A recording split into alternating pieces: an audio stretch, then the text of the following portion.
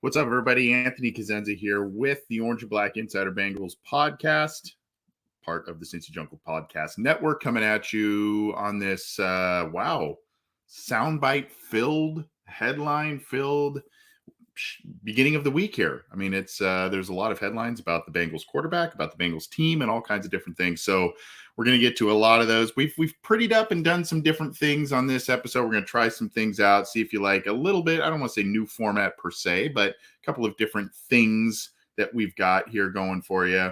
We've also got some other things. Can't really say too much about it yet, but we've got some other things going on behind the scenes, and including potentially some good guests to help us preview the Steelers. We had Justin from the great YouTube channel Engraven Vids to help us talk and preview the Baltimore Ravens. We've got, hopefully, by next week, we will have another set of great guests. Can't quite tell you yet who it is because we got to get it locked in, but pretty looking forward to that. Some familiar faces, I will say that much to you, and then we can get that going. But pretty excited about some things we've got going on, along with some different projects we are doing on this show. And of course, in case you are new here, you can get this show on your favorite audio platform, whether that's iTunes, Stitcher, Spotify, Google Podcasts, iHeartRadio, any of the major ones. Our show and the Cincy Jungle Podcast channel is there, along with our show, and Matt Minnick's Coach Speak and Chalk Talk is there, so you can subscribe to that. Leave us a review, let us know how we're doing, and then of course, if you like the video side of things that we do, you can subscribe to our YouTube channel right down here. There's a little icon down there. You can click that to subscribe to the YouTube channel, as well as hit the bell to be notified when we go live, when new content is available. You can be notified of all of that. And of course, you got to give a big thumbs up to the Cincy Jungle Facebook page. Got to be following Cincy Jungle and our podcast on Twitter. We live stream there as well, so you can see all the screw ups and everything else that we do on the live streams. But we appreciate all of the support. I know it's not the busiest or most fervent time in terms of fandom. The Bengals are doing on-field work, and like I said, there's some sound bites and things of that nature. But we're keeping the content coming to you, and we are going to keep cranking things out all through the summer, up through training camp, through preseason, and everything. We're going to keep bringing you all kinds of content here on this show and at cincyjungle.com. So you don't want to miss any of it. At any rate, by the way, shout out to you from Kosovo, Jerry. Wow. That's pretty awesome. Worldwide. I like it. So let us know where you're from, by the way. If you, we've had people from the Bahamas and people from Kosovo, people from Scotland, all over the United States, all kinds of places that listen to this show and check things out. And we can't thank you enough for that. All right. Enough patting myself on the back here. My arm's getting sore patting myself on the back. Let's get to a couple of stories. We're going to cover some things with the Cincinnati Bengals. We're going to cover some things within the division, as we usually do, and then some NFL headlines. We're going to try and keep this manageable time-wise, but let's get to it. All right. We're going to share a lot of stories from Cincy Jungle, but we're also going to share tweets from Bengals beat writers. We're going to share stories on other Bengals websites as well, because they do a great job. So we try and make the rounds and get all kinds of different sources, and then we pin those links in the chats there so you can check those out. All right, just kind of some little ones here before we kind of get into some on-field work and different things of that nature. The Bengals offensive line cracks the top 10 at Pro Football Focus. Who would have guessed? Who would have guessed if you were talking about this just a handful of months ago or end of last season or what have you, that now all of a sudden PFF has the Bengals offensive line, their 22 offensive line, within the top 10. And they have that as the 8th best unit in the NFL now, with Jonah Williams, with Lael Collins coming into the fold, Alex Kappa coming over from Tampa Bay, center Ted Karras, and then, of course, you've got to figure out what's going on at the left guard spot. Seems like it's going to be Jackson Carman, but we'll see what happens there. This is the most improved offensive line in the NFL, at least on paper, is the quote here. Ted Karras had a 72.4 grade in 21. Kappa had a 71.3. Collins, 80.2. All represent significant upgrades over the Bengals' 21 starters at those respective positions. Add to the fact that Jonah Williams and Jackson Carman are both high draft picks on rookie deals who could develop in 22. It's easy to see why hopes are high in Cincinnati. Now, if you go listen to our boys Ace and Zim on those Twitter spaces there, and I know you do, you can talk about why this is why a lot of people are pumping up what the Dolphins have done. They're still pumping up the Chiefs. They're pumping up the Ravens because they're healthy, and the Chargers now because they had a good offseason, and basically every team in the AFC West. But oh, by the way, the team that represented the conference in the Super Bowl fixed its major and really only glaring weakness on the team in the offensive line. And things are looking up for the most part at OTAs. There are a couple of things that you would like to see be a little different in terms of headlines and whatnot. But for the most part, knock on wood, Bengals are healthy and they're looking good, and they've fixed what was their glaring weakness. And so that's why, a lot of people, even though they're overlooking the Bengals because of some of the other splashier acquisitions that some of these other teams have made, we in Bengals Nation are sitting here going, hey, remember us? Remember us? Yeah, at any rate, good to see that the Bengals offensive line is getting some due here from PFF there, and you can see that both on Pro Football Focus and CincyJungle.com. I'm seeing some folks from California, Colorado Springs. What's going on? Good to see everybody. Thanks for tuning in live. Speaking of the Bengals offensive line, CBS Sports picked the Bengals' best offseason moves. And no, it is not Lael Collins, believe it or not. It is a different offensive lineman. And it may not be, here's a great quote here by Jason Markham. It may not be what you think, but it was exactly what the Bengals needed. The most notable, you can see there, Daxton Hill, Lael Collins. It was Alex Kappa that CBS Sports believes was the biggest acquisition. And here's why. The top of Cincinnati's draft haul, Daxton Hill, Cam Taylor-Britt brings juice to the defense, and ex-Cowboys tackle Lael Collins is the bigger name. But Kappa brings such stability to the interior of a line charged with protecting the team's top asset, quarterback Joe Burrow. He hasn't missed a regular season start as one of Tom Brady's most underrated blockers the last 2 years. As well, tackle. Towards the end of the year, it was the right tackle was an issue because of the injury to Riley Reif.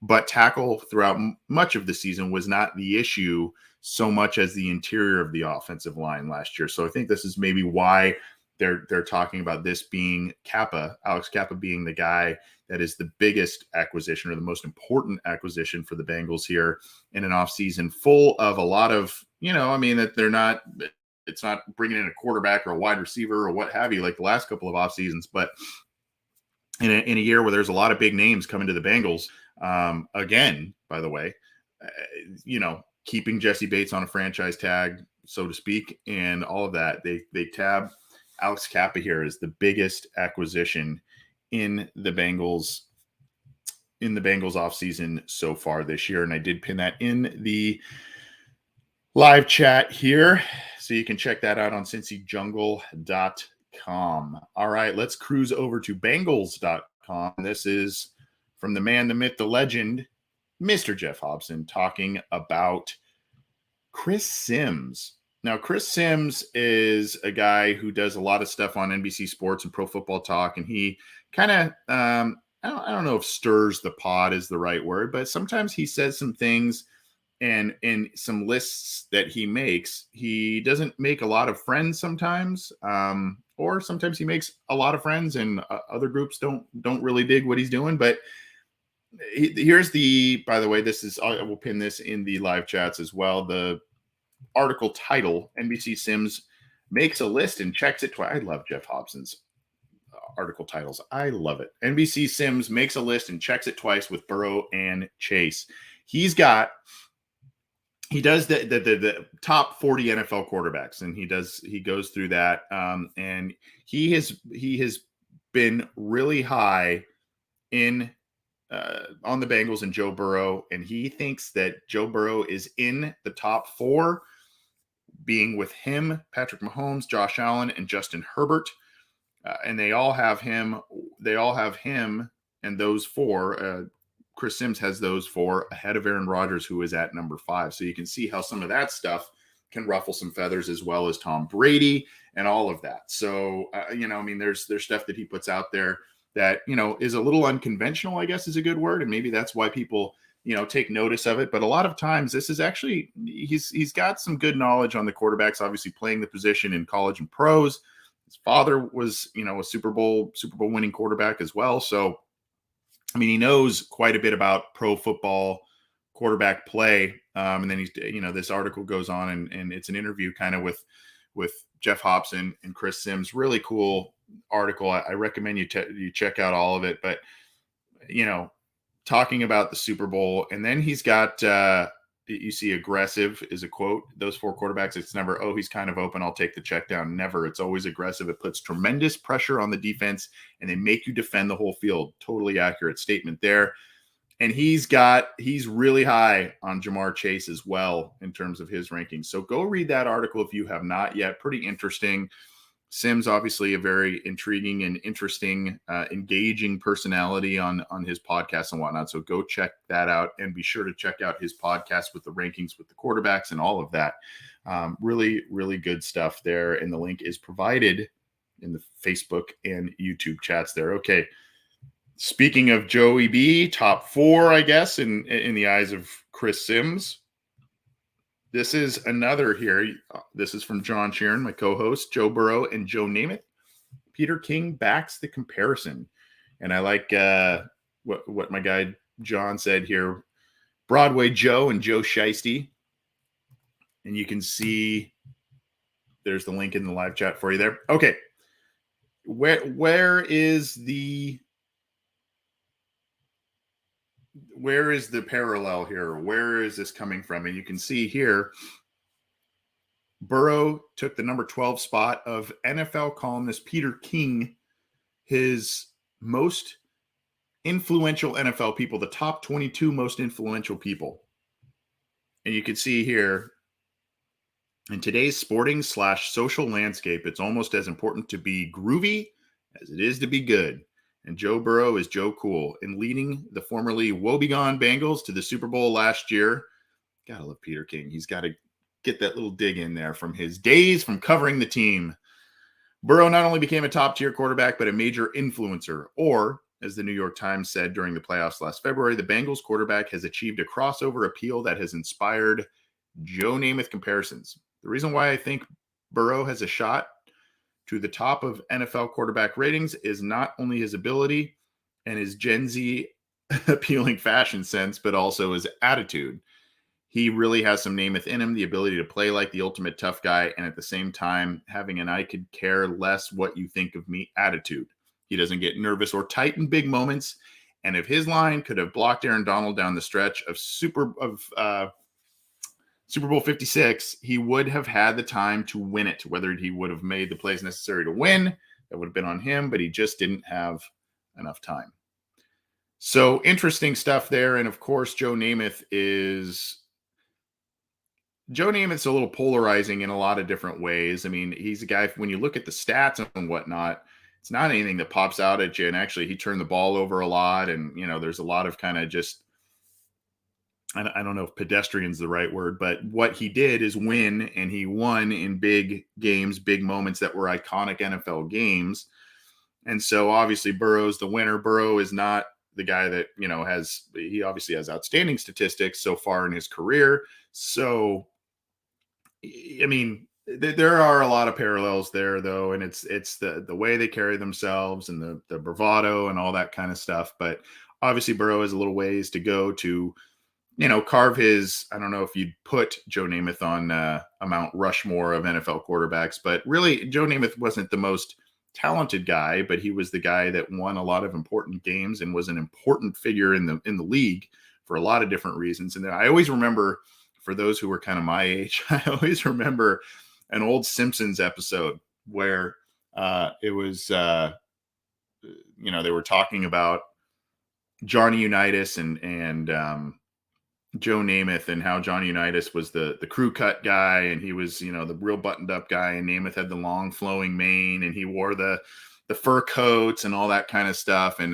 go check out that Simpsons episode where they talked about that, and they drew both characters. It was pretty interesting and pretty funny. So I always think about that when I think about Joe Namath and Johnny Unitas and what he brought to the league. And whether that's pertinent or not, I got Simpsons on the brain. I don't know, but that is an interesting article. And hearing Peter King back Joe Burrow and the Bengals is it's pretty satisfying. Let's move on to our fine folks over at All Bengals, James Rapine and his group that do a great job covering the Cincinnati Bengals. And this one got some traction here.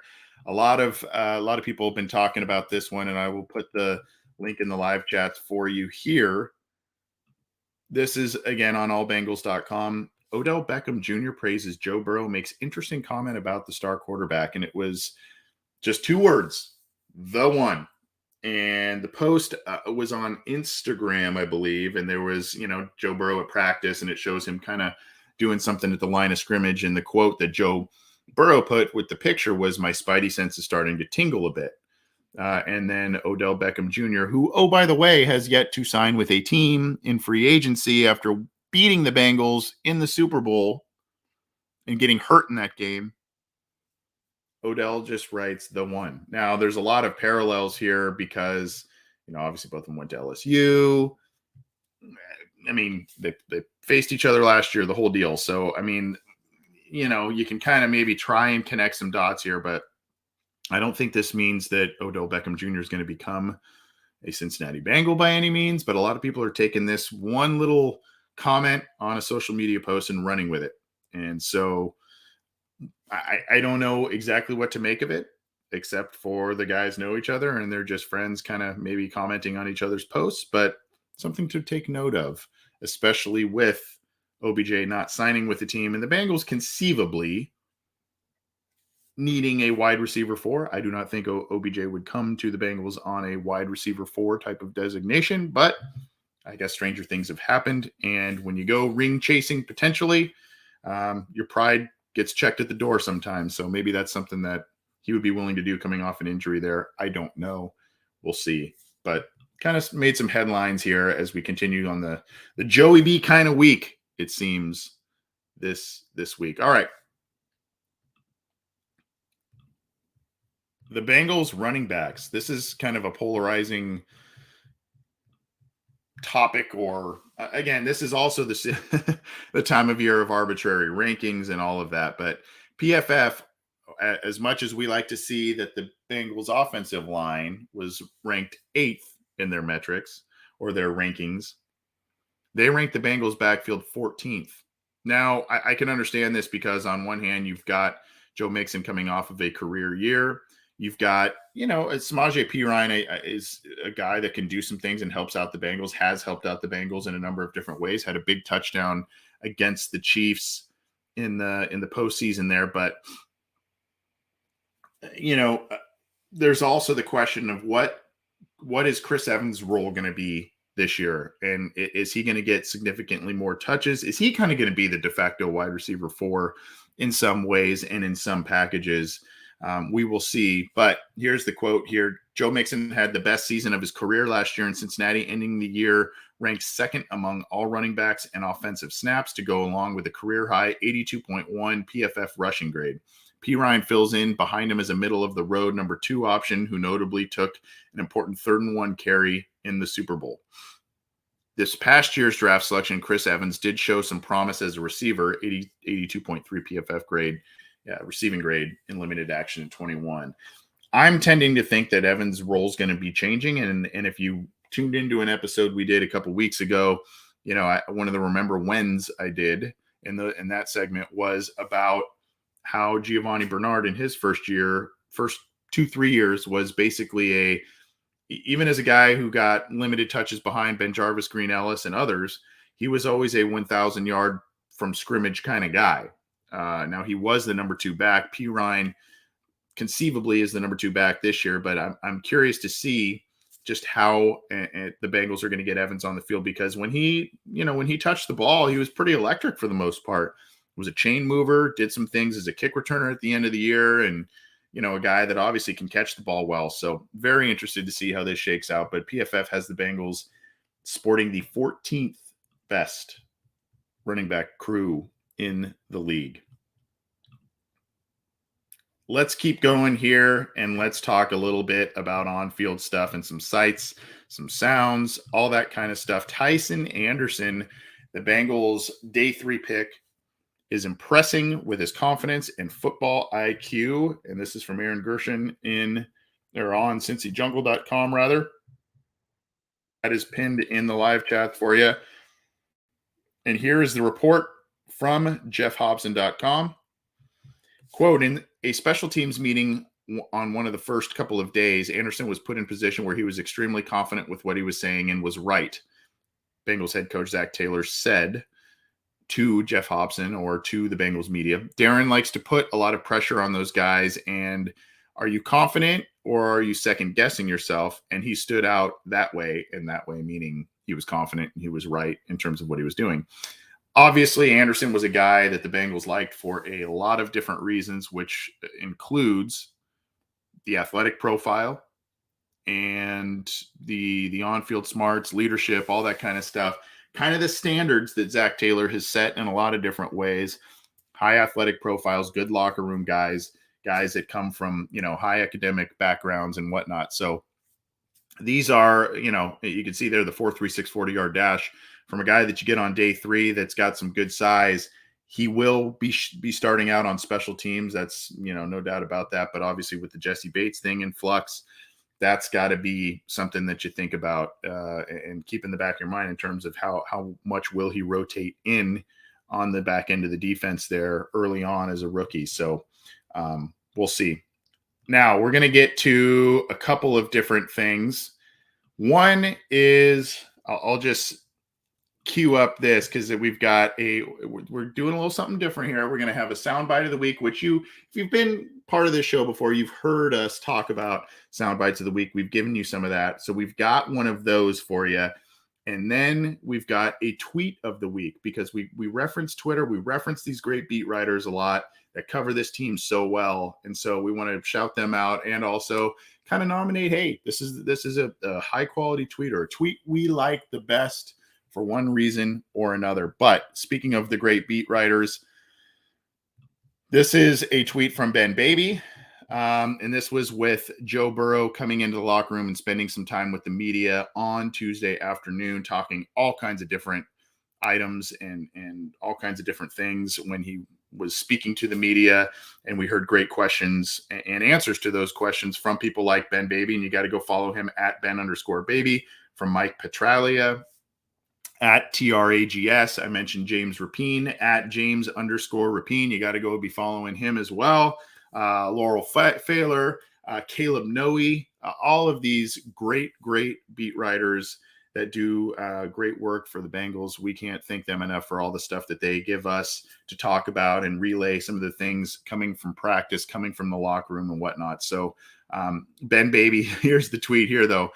Joe Burrow enters the locker room after OTAs and immediately lets folks know he hit 20.8 miles per hour during post-practice sprints. Why is this significant? Because it is the fastest he has run, and he let everybody know it's the fastest he has run since having surgery on that reconstructed knee. So feeling like he is back to normal. He kind of noted that in a follow-up remark to that.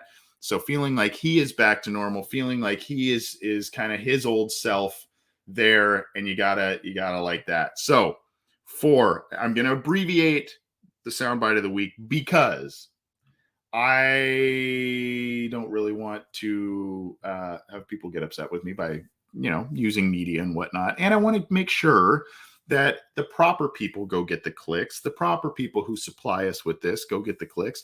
John called me a diplomat last week, so I'm going to be diplomatic about it. I want the right people to get the clicks, but I am going to play this one snippet. You've probably heard some of this by now. I'm going to play this clip. This is the soundbite of the week.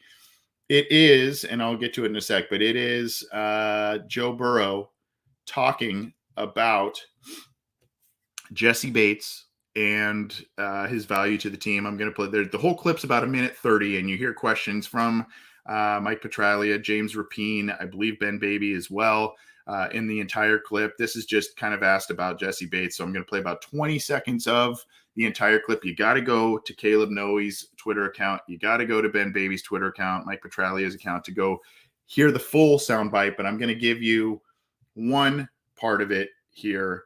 And this actually, we will call this one the tweet of the week, courtesy of Caleb Noe at Caleb, CalebNoe TV.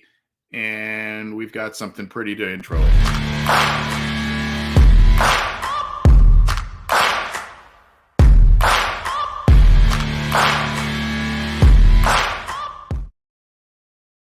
All right, here it is.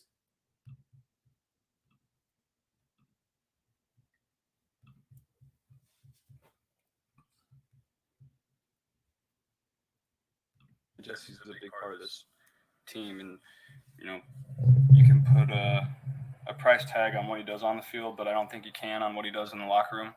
He's been a guy that has kind of built what we're doing here. He was one of the first, and Jesse's exactly the kind of player that I think you want to reward for the work that he's done for the last 4 years through the ups and the downs. And we weren't very good for 3 years while he was here, and then he's been through it all. So that's about half a minute, maybe just under, of the quote by Joe Burrow talking about Jesse Bates and his value of it, obviously talking about how he hopes that he is going to get re-signed long-term, get paid, and that they are going on a buddies trip to Vegas. So go listen to the entire clip from any one of the great beat writers. That one specifically was from Caleb Noe. So go check that one out. Now, for the soundbite of the week, a little bit different, and I hope you'll be able to hear this. We're going to go a little longer with this. This is friend of the show, Mike Petraglia at TRAGS. This is just funny because it's you see and hear Frank Pollock coaching the offensive line, and he makes a interesting comment in terms of how to use handwork and all this kind of stuff. So I'm going to share this one with you as well. This is Mike Petraglia's soundbite of the week. Listen closely. You'll hear, you can see here, be like Bruce Lee is the quote here. Try and listen for it. Love being second long, in and out. Randolph has it. Need more time. Get out quicker. More strike, pull back. Guys, over. You don't do this. You leave it out there. Boom! Because we love it. Right? Be like Bruce Lee. Let's go. Randolph has it. Here we go. Tackles are up. Head. So you hear strike like the Cobra, and you heard be like Bruce Lee.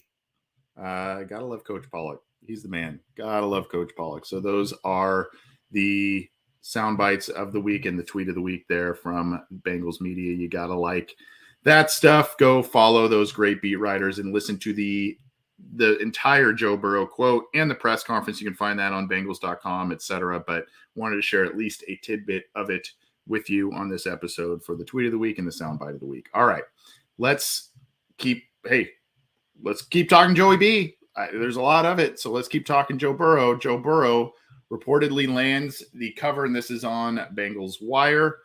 I believe there was a tweet out there from Emily Parker, representative of the Bengals organization. But Joe Burrow is going to be on the cover of the Sports Illustrated preview issue. Now, what I am not completely sure of, if this is going to be, one of 4 players where it's kind of regional, or if it's just there's one cover and he's the dude, but he is going to be on the cover of Sports Illustrated to the annual NFL preview issue, which comes out August 18th.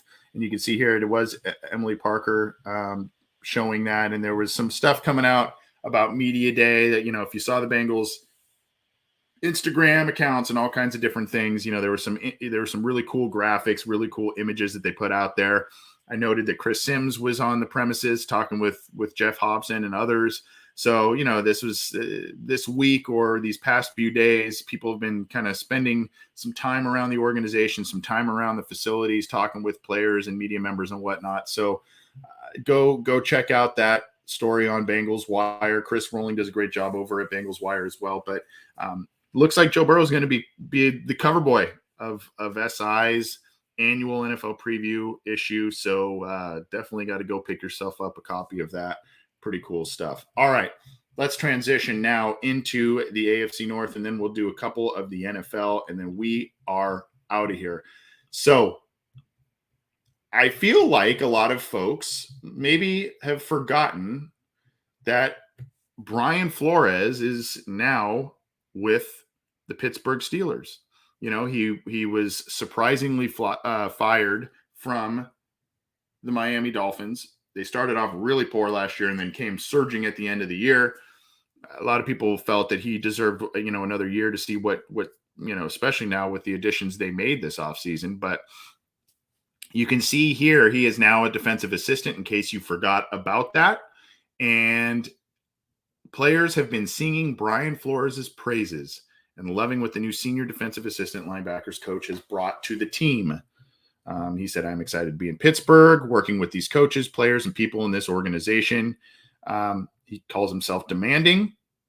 And so this is probably a good stepping stone to his next potential head coaching career. He's got a lot of respect around the league. If memory serves, he was a Bill Belichick guy, and was hired as a young coach. And I think there's a bright future ahead for him. But he's trying to help the Steelers out on the defensive side of the ball. The Steelers were not the same in a lot of different facets last year, but not the same on their usual defense that they sport out there. So go read the story on Steelers.com about Brian Flores and how he is impacting the Steelers defense. The players are talking about how he's a positive influence and doing, getting them ready during OTAs. And he's talking about how he loves being within the Steelers organization. We'll see exactly what the future holds for him, but good hire by the Steelers there as a defensive assistant. This is from behind the steel curtain, the SB Nation Pittsburgh Steelers site. And this is kind of a story that you'll find on this type of story you'll find on other teams' sites as well. But still, I think it's especially pertinent because, as from the Bengals, as we peek across the other side of the fence to the Steelers, you want to know what are the storylines. And this is 5 major storylines to follow until the Steelers enter the 22 training camp. So, you can check that out there on Behind the Steel Curtain. And we will be pleased. You can see here extensions from Minka Fitzpatrick, Deontay Johnson, and Chris Boswell. Are those coming? You've got another Kenny Pickett's rookie deal. Does the team add any defensive line? So read up on that. You'll get educated a bit on what's going on with the Steelers and how things are looking in OTAs. I would suggest that you read up on that when you get a second. It's a well done piece there, and at least get you updated on what's going on specifically with the Steelers. I will say that I kind of teased it at the beginning of the show a little bit. We're working with the Believe in Steelers podcast show. And their hosts, Mark Bergen, who joined us last year to talk the Steelers game, and potentially his co-host as well, Ike Taylor, former Steelers cornerback. He may join as well. But those are a couple of the folks we're looking to talk to help us preview the Steelers coming up here. Like I mentioned, if you haven't had a chance yet, either on our full episode or the standalone episode with Justin from Engraven Vids, awesome 35-minute session with him talking about the Baltimore Ravens. And we're going to try and not take up that much time from Mark and or Ike if they both join us, but looking forward to that. And so that should be hopefully coming to you next week. We're working with them to schedule that out, but we're really excited. Both great guys, and have been on the show before, and we've enjoyed talking with both of them immensely. So looking forward to that to help preview the Pittsburgh Steelers. Okay, let's keep rolling here. This is the Baltimore Ravens. Let's talk some Ravens here, and this is similar to what I just posted from the Behind the Steel Curtain website. Storylines from Ravens minicamp, and this is from Clifton Brown over at BaltimoreRavens.com. Lamar Jackson's presence, and yes, that will be the next story. We will talk about that. Young wide receivers in the spotlight: Rashad Bateman, Devin Duvernay, James Prochet, Tylan Wallace. Again, Justin from Engraven Vids talked at length about the wide receivers, and he does not think that the Ravens will go in with just this group. They may go and get another veteran wide receiver. Will that be OBJ? I don't know. They've kind of dabbled in some, they talked about Jarvis Landry at one point. So, these are the guys that they're looking at here. Tylan Wallace, James Prochet, Devin Duvernay, Rashad Bateman, Hollywood Brown went to Arizona for a first round pick. And so that's who they're rolling with right now. And so we'll have to see exactly what's going on there, but go check out that story to be caught up on the Baltimore Ravens. Should be, it's pretty enlightening, I will tell you that. So this is the other big news from Baltimore Ravens camp. Lamar Jackson finally reports. The guy finally reports. He reports.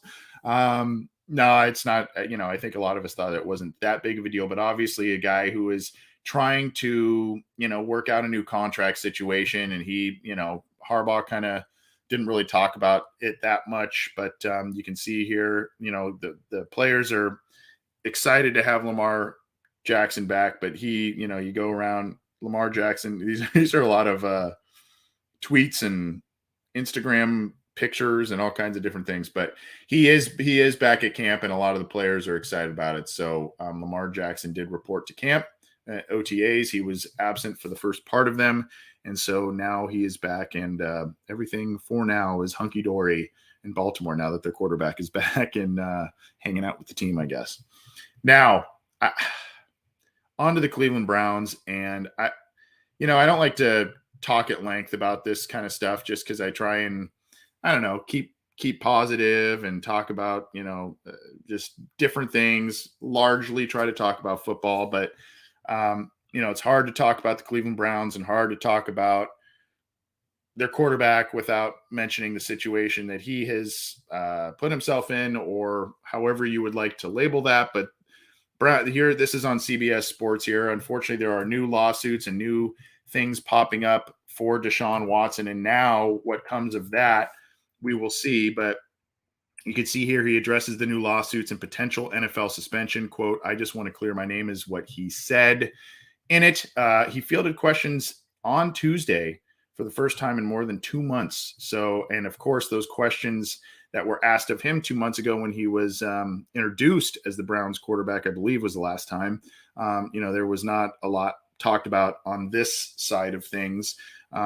He claims he's been honest and truthful, all kinds of different things, but 24 different women have publicly sued the quarterback. And so there's been a couple, I think 1 or 2 new ones here, but I don't want to misquote, but essentially this is not dying down. And now, the situation is, what's the suspension going to be like? It's now kind of, it's not so much, is he going to be suspended? It seems as if how long, when's that ruling going to come down? Is there going to be an appeal? All of that. So really, really, obviously a story to watch. It's hard to hear some of the things and the details and all that kind of stuff. But, with this is the Browns decided to take this person on as their quarterback and pay him the money that they decided to pay him. And with that comes, a potential consequence of, from a football perspective, a potential consequence of, will he miss time as their now franchise quarterback? Is he going to miss time right away? Is it going to be extensive? What's that going to look like? And, some of these things are just not really going away for him. So that's something to, we'll all have to keep monitoring here as this goes on and into the summer. Again, I don't necessarily like to talk about that because it's a pretty ugly side of things, a pretty ugly situation that's going on there, especially with the details. But from a football side of things, there, the suspension and all that kind of stuff, it's going to be kind of unprecedented, I would think, in terms of how the league maybe handles this, but we'll see. We'll see exactly what happens here going forward. But that being said, with Deshaun Watson and the Browns committing to him as their quarterback, there is another elephant in the room, and that is Baker Mayfield. What are the Browns going to do with him? They have not found suitors to be able to take him on in a trade. They are trying to move on from him.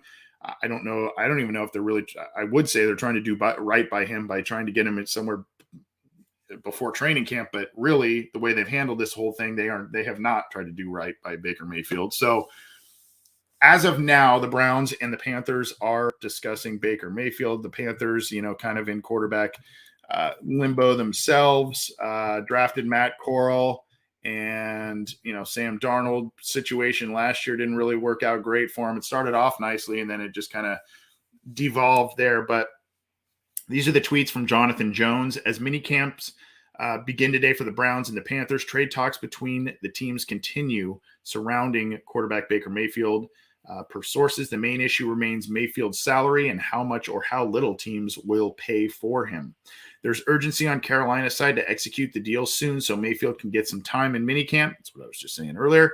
With the Panthers, for the Browns, it's the best offer they have. Talks are ongoing. But obviously, the more all of this quarterback stuff between both of the guys in Cleveland just continue to swirl around, the worse it gets for them. Again, talented team. I think we can all agree that Stefanski's a bright coach. This is a lot to take on as an organization, and a lot to unload in terms of Baker Mayfield as well as an organization. It's going to be something to watch in terms of how they handle all of this stuff on the field this next year, if they're able to get past suspensions, if they're able to get past all kinds of different things and actually be a very competitive team, one of the better teams like they were just a couple of years ago, or if it's going to be more just kind of a little bit of a mess. And is it going to be prove to be too much to handle from an organizational standpoint, prove to be too much to get past in terms of on-field performance? We'll see. But at any rate, the Browns and the Panthers right now are talking trade. So that seems to be where Baker Mayfield is headed, but who knows at this point. Let's go to league-wide news. That's a nice segue from the Browns kind of to league-wide news. And let's talk about this is a team the Bengals play this year, and that is in week 2, the Dallas Cowboys. Mike McCarthy is planning for Dak Prescott to run more in Cowboys offense after limitations in 21. I think the limitations may speak to his ankle injury and coming back from that. This is from Jim Trotter, by the way, but no, I'm sorry. This is not from Jim Trotter. Kevin Patra, excuse me. Looking at the wrong article. But the quote is, I think, like anything, this is from Mike McCarthy, head coach, by the way. This is year 3 in the offense and the opportunity to move more and potentially than he did in the past as far as what he's being asked to do. I think he's clearly, the thing that jumps out to me is his movement ability in the scramble drills and scramble situations, the way he activates scramble drills. He's got more reps at it. It's more natural to him, so he looks really good. And the Cowboys actually, after having one of the best running backs a couple of years ago in the league in Zeke Elliott and one of the best rushing attacks, it's been a little bit of a disappointment there. And then, of course, you lose Leo Collins now with the Bengals. Interesting kind of set of circumstances for the Dallas Cowboys and what they're trying to do here. But at least they're talking about that. And with that potentially being in the game plan early in the season, when the Bengals face the Cowboys, that's something to think about. Rollouts, play actions, scrambling, all of that. That could be all part and parcel of the Cowboys' offensive attack against the Bengals when they face them. We will see. We're going to keep rolling on, just a couple more, and then we are going to get out of here. This is from Jim Trotter. This is, 7 players who need to get paid right now. And believe it or not, I do not think Jesse Bates is on this. Jesse Bates is on this list here. You got Nick Bosa and Roquan Smith, Deebo Samuel, and others. So just a look around the league about some of these players that may be facing, their last year of their contract or disgruntled with it, if they're in their rookie deal or, they signed a deal and now just where the market has reset after signing their particular deal, they're either deserving of or wanting or both a new contract. So that is kind of something that Jim Trotter talks about on NFL.com. Now, one of the best advocates for the Cincinnati Bengals, even in their rough years, even in their worst years, at least from a national media perspective, has been Pete Prisco of CBS Sports. He has always kind of worn orange-colored glasses when looking at the Cincinnati Bengals, even when things are shaky, even when they weren't that great, all that kind of stuff. He has released a top 100 NFL players list of 22. And he was not that generous to the Cincinnati Bengals in terms of where he ranked players on this list. And you look at, you've got some predictable ones towards the top. Aaron Donald, number 1, Aaron Rodgers, 2, Mahomes, 3, Josh Allen, 4, Cooper Kupp, 5, Tom Brady, 6. And you're going, okay, well, what about Joe Burrow? What about Jamar Chase, Joe Mixon, T. Higgins, Trey Hendrickson? Here we are, 11, Devontae Adams, 12, Nick Bosa, Jalen Ramsey. So no one in the top 10, by the way, in case you missed that. And we're going Justin Jefferson, Micah Parsons, George Kittle, Zach Martin, Tyreek Hill. There's Jamar Chase, just inside the top 20. What about Joe Burrow? Well, Justin Herbert's number 20. What does that mean? Guess who's 21? Joe Burrow. So 18 and 21 is where Bengals top the list here from Pete Prisco. I don't know if I wholeheartedly agree with some of that. I can understand the youth and maybe a lack of a lengthier resume as compared to some of these players, but I don't know. I was a little surprised at maybe how low those two players were. There are others on that list, but go check out the entire list at CBS Sports. I pinned the link in the live chats, in the YouTube chat. So if you're watching after the fact, you got to go to the replays of both or find the comments on Facebook to be able to go check those out. Last one here, and this is either accurate, or, oh boy, what a reach. And this is on CBS Sports as well. Look at the title of this one. Why the Jets can make a Bengals-like leap from the top of the NFL draft to the playoffs in 2022. This is by Garrett Podell, and this is from a handful of days ago. You see the picture of Zach Wilson there, and it talks about teams making the 21 playoffs after missing it in 2020. You can see there the coaching comparison. It's a really well done, and you know, from a Bengals point of view, a bit flattering, talking about how their, you know, meteoric rise here. But now it's kind of the standard of, you know, the Bengals did this, so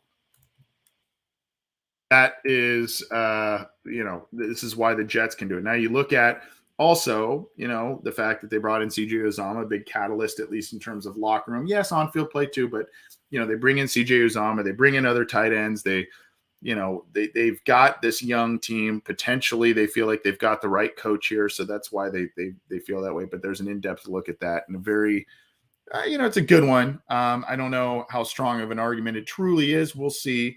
We've seen seemingly strong teams and seemingly strong Jets teams even come into the season and really not end up living up to expectations. Remember when Brett Favre was like a Jet for a year? That was weird. At any rate, that is going to do it on the Happenin' Headline Show. We appreciate you tuning in. We appreciate all the comments and the live viewers and those tuning in after the fact. Thank you very much. Again, get the show in the Cincy Jungle podcast channel on iTunes, Stitcher, Spotify, Google Podcasts, iHeartRadio. Leave us a review there. You can subscribe to our YouTube channel. Get notified when you got to click that bell, though. You got to get notified when we go live and when new content is available. We've got more and more content coming at you. Like I said, we're doing some AFC North previews with some special guests coming up, talking about the Browns and the Pittsburgh Steelers still left to cover.